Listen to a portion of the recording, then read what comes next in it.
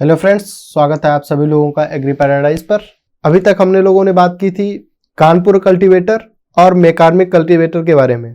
आज हम लोग बात करेंगे वावा जूनियर कल्टीवेटर और वावा सीनियर कल्टीवेटर के बारे में। आपके थंबनेल पर भी यही बात आ रही होगी, वावा जूनियर एवं सीनियर कल्टीवेटर। ठीक है, ये थर्ड चैप्टर चल रहा है जैसा कि आप सभी लोगों को पता है, और ये थर्ड चैप्टर का सेकेंड पार्ट है। आज थोड़ा आवाज में मेरी डिफरेंस रहेगा क्योंकि मुझे कुछ जुकाम जैसा हुआ है। तो आगे की स्लाइड की ओर चलते हैं, देखते हैं कि वावा जूनियर कल्टीवेटर और वावा सीनियर कल्टीवेटर में क्या क्या रहता है, फिर हम लोग उसके बारे में पूरा डिस्कशन करेंगे। आज हमारे चर्चा के विषय रहने वाले हैं, जैसा कि आप सभी लोगों की स्क्रीन पर भी आ रहा होगा, वावा जूनियर कल्टीवेटर, वावा सीनियर कल्टीवेटर। क्या रहने वाले हैं? वावा जूनियर और वावा सीनियर। हम इसके आगे और भी एक दो टॉपिक जोड़ना चाहते थे, लेकिन कुछ स्वास्थ्य की वजह से मैंने नहीं कर पाया, इसमें नहीं जोड़ पाया। लेकिन आगे आने वाली स्लाइड में थोड़ा जल्दी ही मिलेगा। आप लोगों को ऐसा नहीं करना पड़ेगा कि दो ही टॉपिक या दो ही हल या कल्टीवेटर एक बार में पढ़ाए जा रहे हैं, ऐसा कुछ नहीं होगा। तो आगे की ओर देखते हैं इन सभी बातों को छोड़ते हुए। देखिए, सबसे पहले हम लोग बात करेंगे वावा जूनियर कल्टीवेटर के बारे में। वावा जूनियर कल्टीवेटर कैसा होता है, इसमें क्या क्या कुछ खास चीज़ें होती हैं, कुछ टेक्निकल वर्ड्स के बारे में ज़्यादा हम बात करेंगे। क्या इसमें टेक्निकल होता है, कैसा फार लगा हुआ होता है, कितनी लंबाई होती है, क्या टूल बार होता है, इन सब के बारे में हम लोग बात करेंगे। बाकी आप लोगों के लिए ज़्यादा बेटर ये है कि एक बार, ज़्यादा नहीं, एक बार बस आप लोग बुक का जो उसमें थ्योरी लिखी हुई है वो ज़रूर पढ़ें, क्योंकि उससे आपका पहले नंबर यहाँ से वीडियो देखेंगे, फिर आप वहाँ पर जाएंगे तो आपको ज़्यादा जल्दी और अच्छा सा समझ में आ जाएगा। अगर आप लोग पहले यहाँ देखते हैं फिर वहाँ देखते हैं फिर भी ना समझ में आए तो एक बार और देख लीजिए, अगर फिर ना समझ में आए तो आप सभी लोग कमेंट में बता सकते हैं। ठीक है, तो सबसे पहले हम लोग बात करेंगे, इसमें 3 फार होते हैं जैसा कि यहाँ पर लिखा हुआ है। यह टाइन के निचले भाग में कसा होता है। टाइन क्या होता है? टाइन क्या होता है हम लोग जो आएगा आगे जो फिगर है जो उसमें हम लोग क्या बात करेंगे, जो टाइन होती है वो कहाँ पर लगी होती है और कैसा टाइन का आकार होता है वो सब बात करेंगे। और टाइन कोनिया इस्पात की बनी होती है। कैसी? कोनिया इस्पात की बनी हुई होती है। कोनिया इस्पात क्या होता है वो हम फर्स्ट चैप्टर में देख लेंगे। अभी कोई पेपर तो तुरंत आने नहीं जा रहा है, लेकिन हम लोग जो इम्पोर्टेंट जो होने वाला है आपके एग्जाम के तौर पर वो सब पहले कवर कर रहे हैं, फिर उसके बाद में अगली बात करेंगे। कोनिया इस्पात की बनी टूल बार में फिट रहती है। टूल बार क्या होता है इसके बारे में भी हम लोग आगे बताएंगे। टूल बार की लंबाई कितनी होती है? 60 सेंटीमीटर होती है टूल बार। ठीक है, टूल बार आप सभी लोगों ने जो ट्रॉली वगैरह होती है उसके आगे एक डिब्बा जैसा लगा होता है उसको बोलते हैं टूल बार।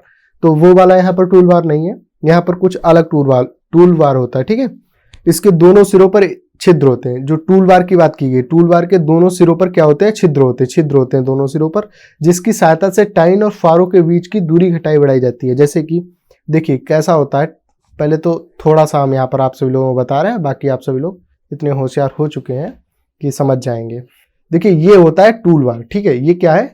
टूल बार होता है। ये क्या होता है? ये क्या होगा? टूल बार हो गया। इसके नीचे कुछ डंडी आकार का लगा हुआ होता है, वहां से कसी हुई होती है टाइन। ठीक है, वहां से लगा होती है टाइन, और टाइन पर ही होता है फार। क्या होता है? ऐसे इस आकार का होता है। आप सभी लोग अगर कल्टीवेटर देखेंगे तो वहां पर आप सभी लोगों को समझ में आएगा कि टाइन और ये किसकी हम बात कर रहे हैं। इस प्रकार का कुछ लगा हुआ होता है, तो हम उसी की बात कर रहे हैं। ठीक है, ये मान लीजिए ये हो गए आगे की ओर, ये क्या हो गए? फार हो गए। बाकी हम आगे फिगर में बात करेंगे, बस आप सभी लोगों को इस स्लाइड में समझाने के लिए थोड़ा सा हम कोशिश कर रहे हैं। यहाँ पर होती है टाइन। ठीक है, टाइन होती है। टाइन छोटी ही होती है, मैंने बड़ी ही लिख दी है। ठीक है, यहां पर क्या हो गया? टाइन हो गए। ये जो होता है ना, इसको कहते हैं टूल बार, जैसा कि मैंने पहले भी अभी लिखा है। ठीक है, क्या होती है? टूल बार होता है। ये भी देखिए लिखिए, यहां पर 2 पेंच लगे होते हैं, यहां पर एक इस साइड में।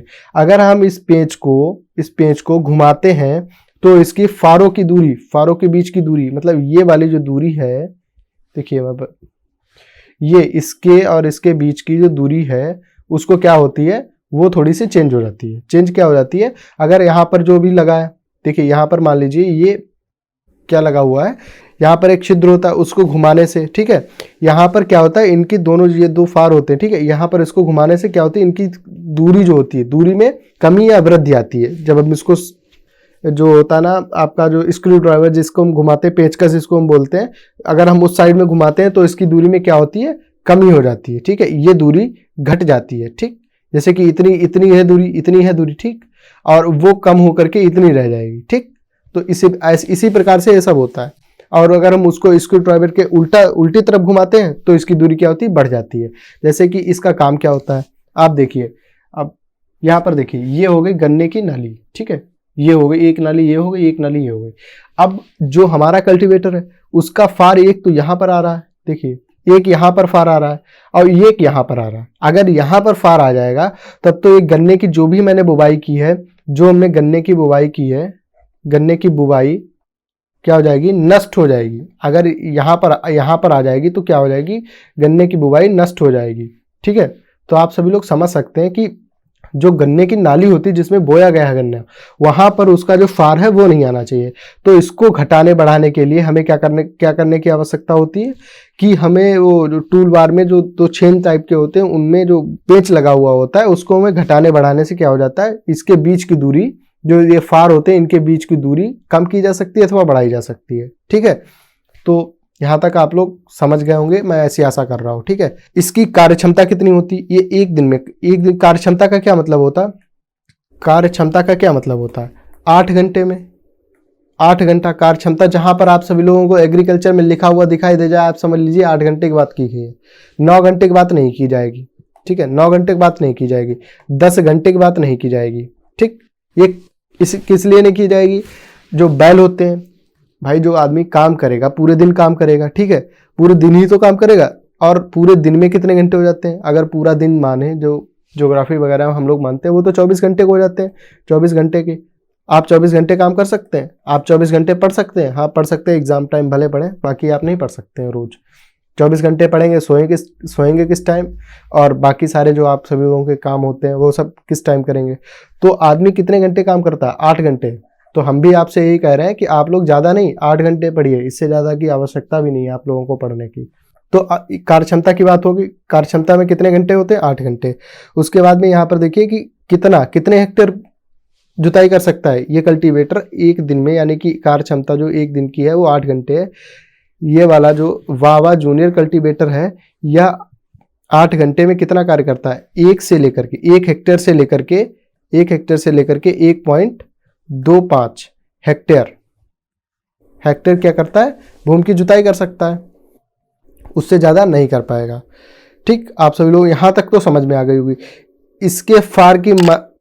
इसका फार मध्यम कार्बन इस्पात का बना होता है। ठीक है, इसका फार कैसा बना होता है, मध्यम कार्बन इस्पात जो होता है वो जब फर्स्ट वाला चैप्टर आएगा हम लोग उसी में बात कर लेंगे। अभी बताने से ज़्यादा कुछ फ़ायदा नहीं रहेगा, आप लोगों को थोड़ा सा ज्ञान होगा, जैसा कि मैंने पिछले वाले वीडियो में बताया था, आधा अधूरा ज्ञान होने से कोई फ़ायदा नहीं होता है। तो जो फर्स्ट वाला चैप्टर आएगा उसमें बात करेंगे। इसमें बुवाई यंत्र, देखिए बुवाई यंत्र क्या होता है, एक कीप होती है, यहाँ पर कॉमा लगा लीजिएगा, यहाँ पर भी कॉमा लगाइएगा, यहाँ पर ब्रैकेट बंद होगा, आपकी बुक में भी ये दिया हुआ है। इसमें एक कीप लगी होती है। कीप का भैया कार्य क्या होता है, ये कीप जो होती है ना, वो मान लो यहाँ पर देखिए, ये हो गया आपका टूल बार। ठीक, ये क्या हो गया, टूल बार हो गया। उसके बाद में ऊपर की ओर हम एक कीप लगा देंगे, जिससे सीधे यहाँ से और इधर मान लो लगे हैं फार, क्या लगे हैं, फार लगे हैं। इस प्रकार से ऐसा कुछ फार लगा होता है, हम आगे देखेंगे।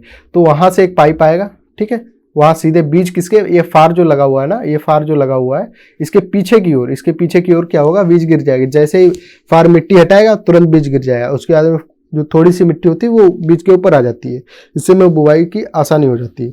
ये तो हो गई कीप। ठीक, फिर उसके बाद में इसके यहाँ तक तो कीप हो गई, फिर उसके बाद में नीचे क्या जरूरत पड़ेगी, पाइप की।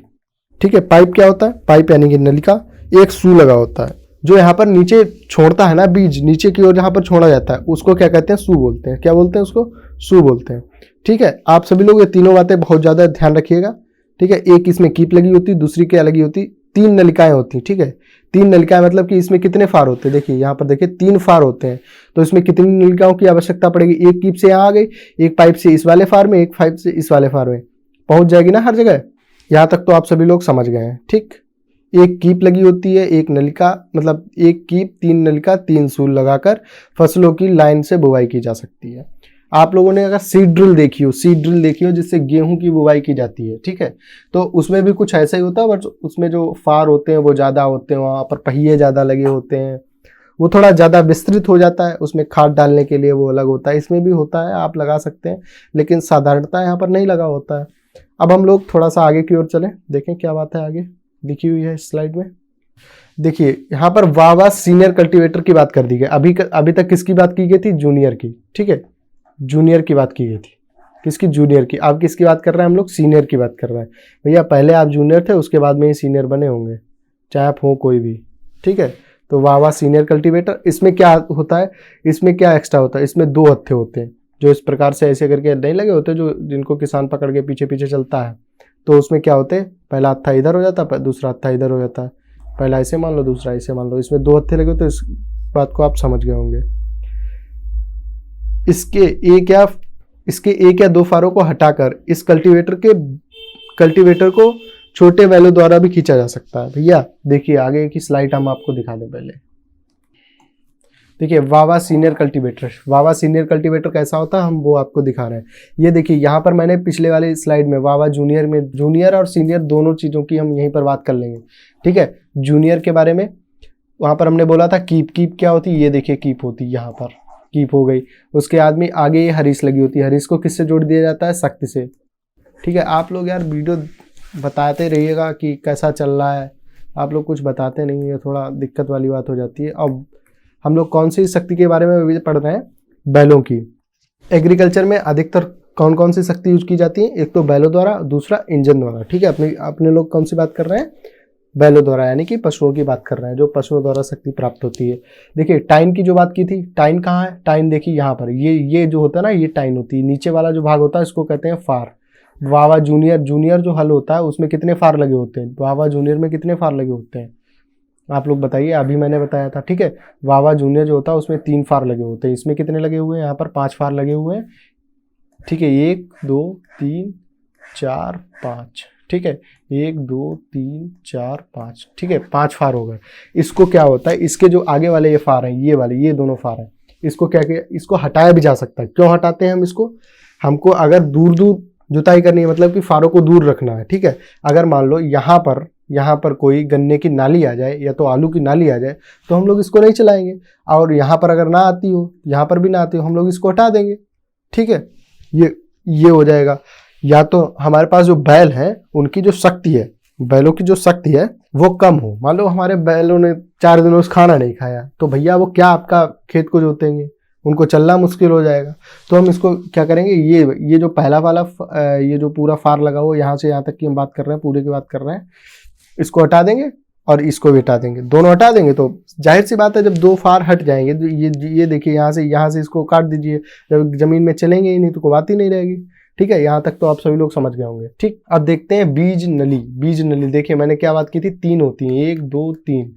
पिछले वाले जूनियर की बात कीजिए, सीनियर की नहीं, सीनियर अभी काट दीजिए, जूनियर की बात कीजिए, जूनियर की, ठीक है। जूनियर की देखिए, ठीक है। परोठा क्या होता है, जिससे कि ये जो होते हैं ना, ये हत्थे लगे हुए होते हैं। और हमने एक चीज सीनियर में देखी थी, सीनियर में क्या होता है, 2 हत्थे लगे होते हैं, एक हत्था ये हो गया, दूसरा हत्था ये हो गया, ठीक है, 2 हत्थे भी हो गए। और अब देख रहे हैं क्या क्या है उसमें सीनियर में। हाँ भैया, तो अब हम लोग देखेंगे, खींचा जा सकता है, यहाँ तक तो हम लोग देख चुके थे। पड़ती भूमि भैया क्या होती है ये भी बता रहे हैं हम अभी। पड़ती भूमि में वर्षा ऋतु में तथा उसके खरपतवार नष्ट करने के लिए बहुत उपयोगी होती है, ठीक है। पड़ती भूमि जहाँ पर आप मैच खेलते हैं, जैसे कि क्रिकेट या बहुत चीज़ें यार आप सभी लोग खेल सकते हैं, हॉकी वगैरह से भी, मतलब जहाँ पर जुताई खुदाई कम की जाती है वहाँ के लिए हम बता रहे हैं। वहाँ के जो खरपतवार होते हैं ना, जब वर्षा के बाद में आप आएंगे मैच खेलने तो पता चला घास बहुत ऊपर हो गई, तो क्या फ़ायदा है। तो पहले नंबर वहाँ पर थोड़ी सी जुताई कर लेंगे। उसके अगला पॉइंट देखते हैं, दिन भर में लगभग 1 हेक्टेयर भूमि को निराई गुड़ाई आसानी से की जा सकती है।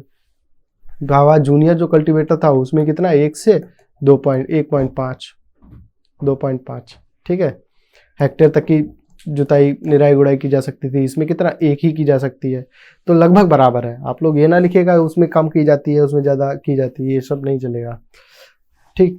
वावा कल्टीवेटर की अगर बात करें, वावा कल्टीवेटर की हरीश को छोड़कर शेष भाग इस्पात का बना हुआ होता है। वावा कल्टीवेटर भैया बोला गया ना, तो यहाँ पर जूनियर बोला गया ना ही सीनियर बोला गया। आप उसमें भी ये पॉइंट लिखिएगा, इसमें भी लिखिएगा, कोई नंबर काटे तो आप बुक दिखाइएगा, ठीक है। ये वाला वीडियो भी दिखा दीजिएगा साथ में, ठीक है, मतलब मजाक कर रहे हैं। अगली बात देखते हैं, लास्ट पॉइंट इसका देखते हैं, इस यंत्र का कुल भार कितना होता है भैया। इसमें इसका भार तो बहुत ही ज़्यादा होता है, 140 किलोग्राम होता है, ये भैया बहुत गलत लिखा है यहाँ पर, आप सभी लोग सही कर लें। इसका किलोग्राम में होता है 44। ठीक है, 44 किलोग्राम इसका क्या होता है, भार होता है। ज़्यादा लिख दिया था यहाँ पे, ध्यान दीजिएगा। ठीक है, तो आप सभी लोगों को अगर ये वीडियो पसंद आया हो तो लाइक करें, शेयर करें और देखते रहें वीडियो। टाटा।